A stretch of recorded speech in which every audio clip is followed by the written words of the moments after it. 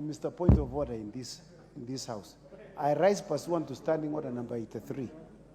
Mr. Speaker, and you must not allow anybody, particularly in the group that started with me the 11th Parliament, like the Honorable Opio and I, my very good friend, you should never allow them to stand on no point of order. In fact, Standing Order 83... What is out of order? It's out of order, Mr. Speaker. What is out of order? No, in fact, I'm just reporting that... Okay, Mr. Point of Order, what is out of order? Mr. Point of Order, Mr. Speaker, sir, I have a problem with my gadget here. I have been pressing it, it keeps switching off. I don't know whether it doesn't like me. And you know, I have been sitting here. Okay. I have asked here, they told me it cannot be seen. I have tried to intervene, it cannot be seen. Thank you. The Honorable Chekonga, what was decided this afternoon is that no member will be allowed to speak just because he came and said he doesn't have a card. No. So, order. Yeah. I request you to approach the ICT. They'll give you a new card if this was not working. You come and log in. I will not give any member a chance to speak if they don't have a card today. The Honorable, the member for... What's out of order? And the Honorable Wandai. No, Honorable Speaker. We cannot discuss the AU Commission job. No. But how, Honorable Speaker, the Speaker is anticipating Go ahead. what I want to say. Go ahead. Honorable Speaker, you know, actually, I really like the presentation by my friend, Honorable Kiari. He's my very good friend. And he spoke very, very eloquently, as he always does. But Honorable Speaker, it's really in order. Is the Honorable Kiari in order to insinuate that by the Right Honorable Raila Amolo Odinga bidding for the chairmanship of the African Union Commission, he will be ending his political career? Where does he get the impression that Raila Odinga's political career is about to come to an end?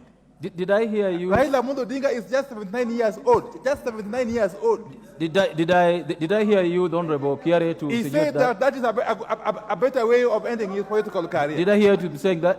He said that. Okay. The Honorable Kiari, did I hear you saying that? Mr. Speaker, I would not want to dilute the honor that we were bestowing on the former Prime Minister, Honorable Raila Odinga.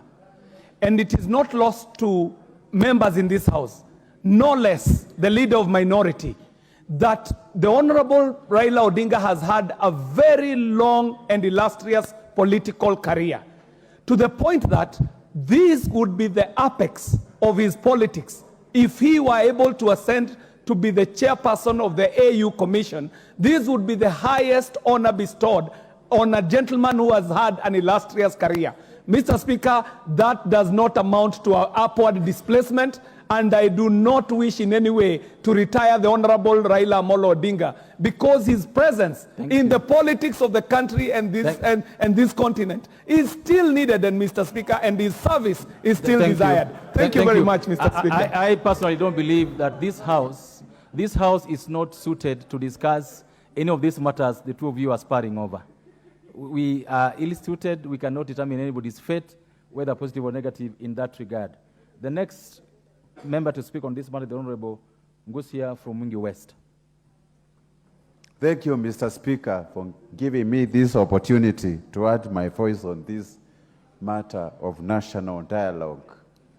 Mr. Speaker, you would recall that when we started demonstrations, I advocated for dialogue in many media houses, Mr. Speaker. And I thought it was the only way to help in Kenyans. And from the onset, I would like to take this opportunity to congratulate my party leader, Kalonzo Musyoka, for steering this committee very well, together with the majority leader, Kimani Ichung'wah. And of course, Baba accepted all what was included in this dialogue, Mr. Speaker. Mr. Speaker, I love the way the matter was conducted throughout the country, consultation after consultation. So many people participated, And this committee was able to filter what is more critical in our country. And we propose the following, Mr. Speaker, and that is why I'm supporting this dialogue committee. Number one, restructuring and reconstitution of IBC. Our IBC has already been labeled, and we have one constituency which is not even represented in this House, Mr. Speaker. And for us to do this, we have to have a properly constituted and also restructured IEBC very quickly. Expansion from membership of 7 members to 9 members. Mr. Speaker, I think it is a good idea. Let us not see, or rather witness again, what we saw in the last elections, Mr. Speaker. That is point number one. Point number two, there was time for resolution of presidential elections petitions. This one, we move in from 14 days to 21 days of hearing the petition of the president. And most of the time, when we have had this, when I recall, Mother Koome was so under pressure actually to meet the deadlines of these petitions.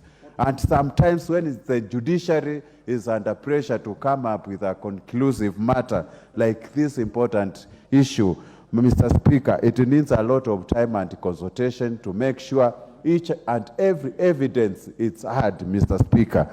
The other issue was entrenchment of funds into the Constitution.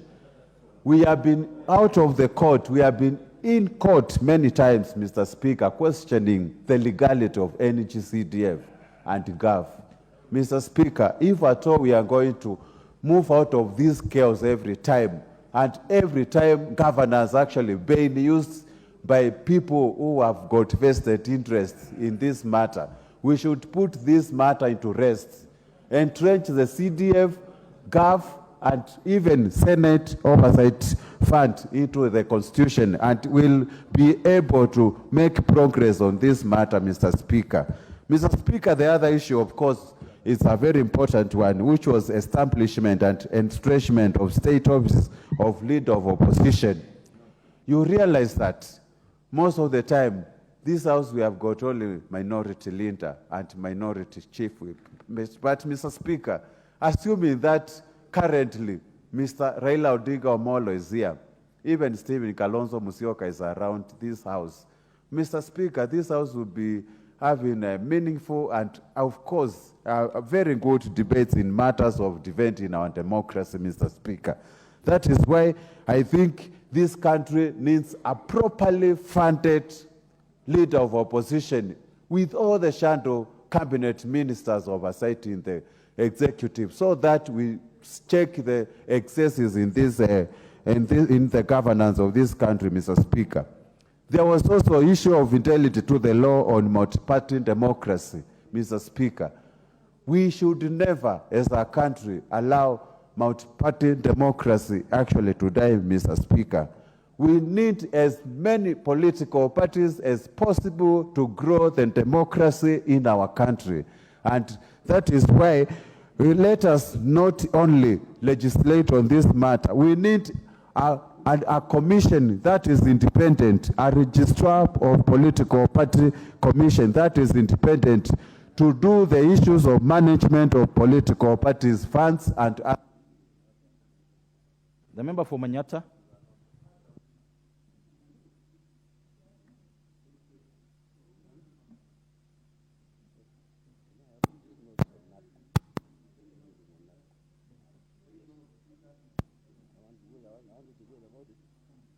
tomorrow.